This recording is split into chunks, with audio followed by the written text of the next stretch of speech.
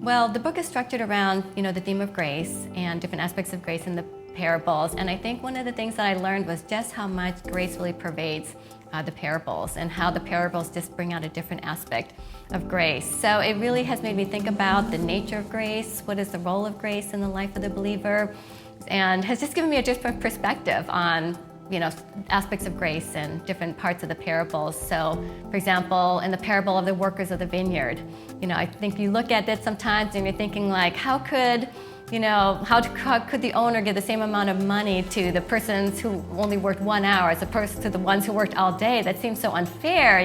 They're underpaid if they worked all day. And then you realize actually the point isn't that they were underpaid. The point is that the other ones were overpaid.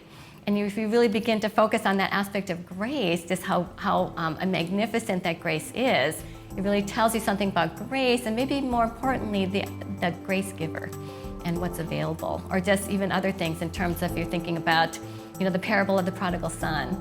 And I'm thinking about, you can kind of grumble about the fact that what the younger son received was unfair, or you can think about how amazing it is that the younger son was able to receive that.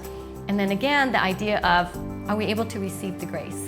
You know what I mean? There's a difference between wanting things to be equitable, wanting things to be just, and there's something else about just being open to receiving that grace. And sometimes I think when we focus on things like being fair, it's just harder for us to receive that grace.